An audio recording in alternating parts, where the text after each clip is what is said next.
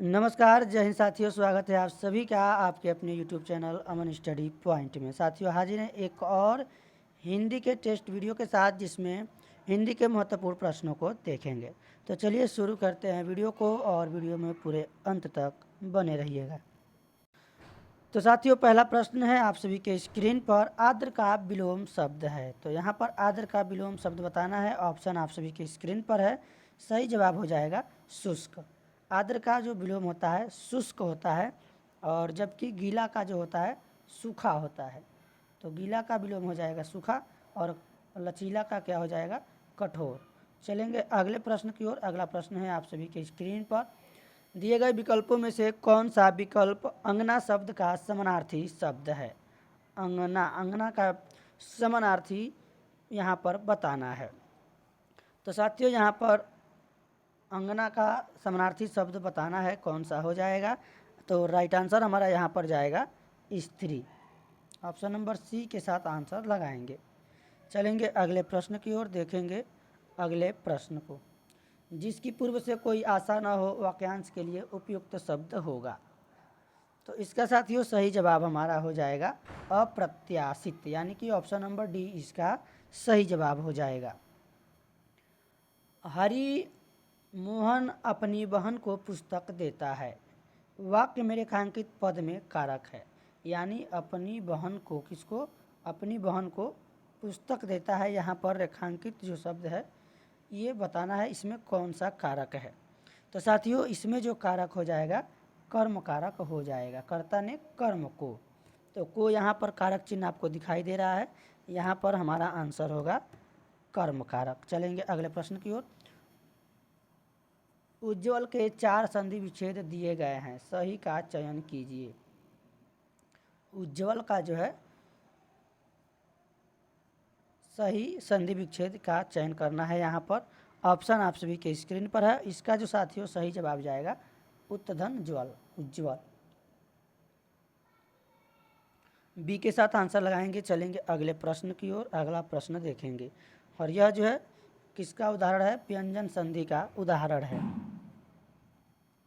अगला प्रश्न है, जिस समास में सब पद अथवा उनका समाहार प्रधान रहता है उसे क्या कहते हैं।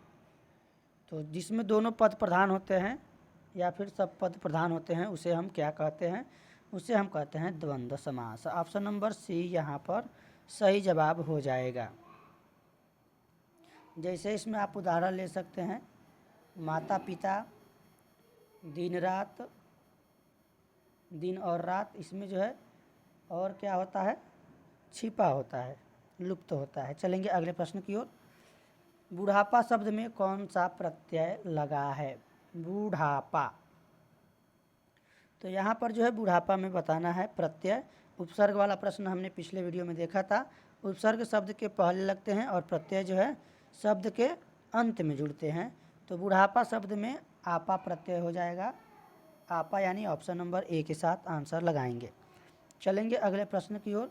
कठिन कार्य में सफलता प्राप्त करना, इस वाक्य के लिए उचित मुहावरा चुनिए। कठिन कार्य में सफलता प्राप्त करना, यानी जान हथेली पर रखना, गढ़ जीत लेना, छक्के छुड़ाना, या फिर गंगा नहाना। तो यहाँ पर जो हमारा सही जवाब होगा गढ़ जीत लेना। सी के साथ आंसर लगाएंगे। चलेंगे अगले प्रश्न की ओर।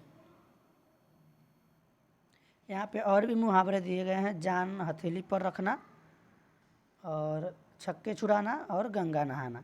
तो जान हथेली पर रखने का अर्थ हो जाएगा प्राणों की परवाह न करना, और छक्के छुड़ाने का अर्थ हो जाएगा खूब परेशान करना, और जो गंगा नहाना है इसका जो अर्थ हो जाएगा आपका कठिन कार्य को क्या करना, पूरा करना।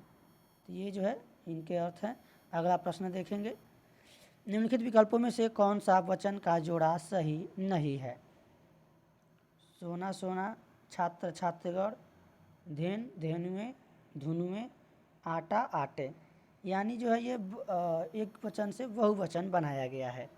तो ये वचन से प्रश्न है, इसमें जो है सही जवाब आपको बताना है। तो इसमें जो है ऑप्शन नंबर डी हमारा सही जवाब हो जाएगा।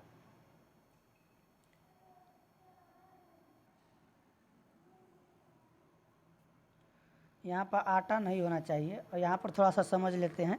आटा क्या है, यह जो है किस में आता है? द्रव्यवाचक संज्ञा में आता है। जैसे संज्ञा आपने पढ़ा होगा, भाववाचक संज्ञा, द्रव्यवाचक संज्ञा, जिसे इंग्लिश में हम लोग मटेरियल नाउन पढ़ते हैं। तो यहाँ पर जो द्रव्यवाचक संज्ञा होती है उसका बहुवचन नहीं होता है, वो क्या होती है? हमेशा सदैव एक ही वचन में रहती हैं। बाकी जो है यहाँ पर जो विकल्प है वो सही है। साथियों, अगला प्रश्न है आप सभी की स्क्रीन पर। मानव मात्र को गीता के महात्म्य से परिचित होना अनिवार्य है। रेखांकित शब्द को शुद्ध करें। महात्म्य, यहाँ पर जो है इसका शुद्ध शब्द बताना है। यहाँ पर जो इसमें त्रुटि हुई है महात्म्य में, इसमें आधा त होना चाहिए, आधा त और आधा म होना चाहिए। तो यहाँ पर जो है हमारा सही जवाब होगा महात्म्य, यानी कि ऑप्शन नंबर बी के साथ आंसर लगाएंगे।